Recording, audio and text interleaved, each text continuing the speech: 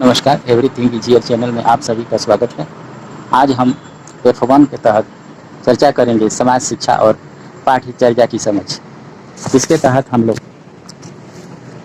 बच्चों के समाजीकरण में जेंडर की क्या भूमिका होती है, इसी पर चर्चा करेंगे। दोस्तों, अगर आपने इस चैनल को अभी तक सब्सक्राइब नहीं किया है तो कृपया कर लेंगे, ताकि आने वाले कोई भी वीडियो डालें तो वह आपके पास स्वतः पहुँच जाए। अब हम बात करते हैं बच्चों के समाजीकरण में जेंडर की क्या भूमिका होती है। हमारे समाज में प्राचीन काल से ही स्त्री और पुरुष के बीच असमानता को रचने के प्रयास बहुत जटिल हैं, जिसकी शुरुआत बच्चे और उसके बचपन के विभिन्न संदर्भ में ही हो जाती है। किसी भी समाज के मानवीय बच्चों की कसौटियों में से एक महत्वपूर्ण कसौटी यह माना जाता है कि उसमें स्त्री और पुरुष के बीच संबंध कितने समतामूलक है।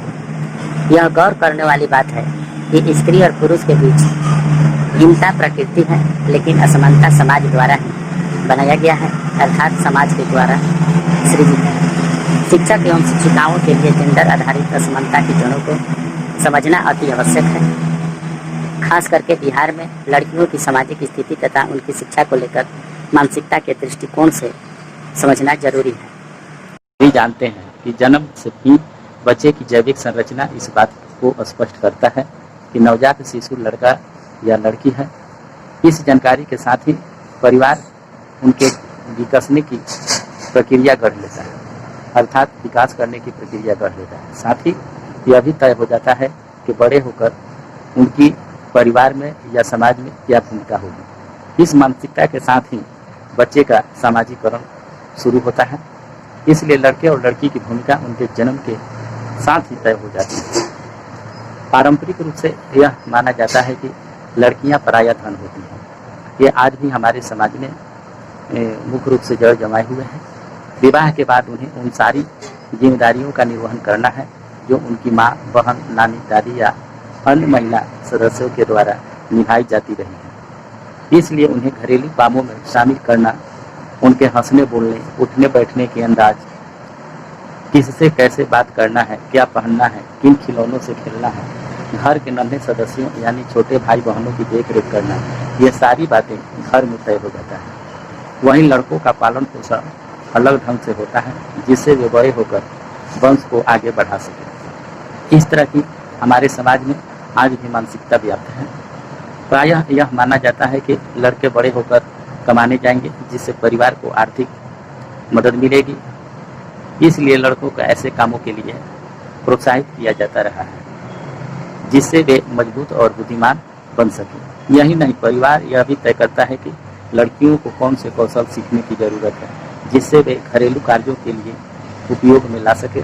सिलाई, बुनाई, खाना पकाना, गीत संगीत जैसे विभिन्न विषय जो हैं महिलाओं के लिए आवश्यक माने जाते रहे हैं। परिवार हमेशा इस बात की अपेक्षा करता है कि लड़कियां लड़कों की तरह व्यवहार करने के बजाय लड़कों के लिए निर्धारित मानकों के अनुरूप ही कार्य करें, जिससे समाज में उस परिवार की मान प्रतिष्ठा बनी रहे। यद्यपि वर्तमान संदर्भ में परिवर्तन थोड़ी बहुत दिख रहे हैं, फिर भी अभी भी परिवार में बच्चे और बच्चियों के बढ़ने और विकास करने की व्यवस्था में फर्क दिखाई देता रहा है। जरूरी नहीं है कि यह फर्क हर परिवार के लिए एक हो, पर यह निर्विवाद सत्य है कि इनकी भूमिका में फर्क नजर आता है। विशेषकर परिवार की आर्थिक, राजनीतिक, सामाजिक, भौगोलिक, धार्मिक और भाषाई परिप्रेक्ष्य भी इस बात को निश्चित करता है कि परिवार में आए नन्हे मेहमान के साथ कैसा व्यवहार करना है और उसके सामाजिक ताना बाना किस तरह से बुनना है। बिहार विशेष की बात अगर करें हम, तो यहाँ भ्रूण हत्या, बाल विवाह, कुपोषण के शिकार महिलाएं, दहेज प्रथा तथा लगातार महिलाओं पर हो रहे घरेलू हिंसा ने जहाँ महिलाओं को जीवन जीना दुर्भर कर दिया है, वहीं लड़कों की भी स्थिति बहुत अच्छी नहीं है। बाल मजदूरी की आग में बच्चों का बचपन झोंक दिया जाता है। लड़कियों को कम उम्र में ही घरेलू कामों के लिए निपुण बनाने की कवायद शुरू हो जाती है और बहुतों की शादी 18 साल से पहले कर दी जाती रही है। बच्चों के समाजीकरण में जेंडर की अगर हम देखें तो महत्वपूर्ण भूमिका है। अपने आसपास के समाज में देखने को मिल सकते हैं, पास पड़ोस में देखने को मिल सकते हैं कि मान लीजिए कोई दुल्हन घर आती है और उसको बच्ची होती है, तो घर में उस तरह की खुशी नहीं होती है जैसा कि लड़कों के जन्म पर खुशी होती है। इसी तरह से बहुत से महिलाएं हैं जिनका लगातार अगर बच्ची हो रही है तो लोग लड़का होने के लिए बार बार इधर उधर दवा कराते हैं। इसी में भ्रूण हत्या की भी शिकायत आती है।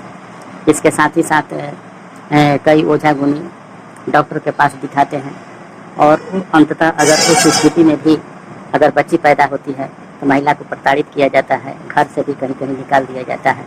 तो इस तरह की घटनाएं हमारे समाज में घटते रही है। अब यह बात अलग है कि हर जगह नहीं है, लेकिन आज भी समाज में ये जो जेंडर आधारित जो समाजीकरण की स्थिति है तो वह आज भी समाज में व्याप्त है। तो आज बस इतना ही। धन्यवाद।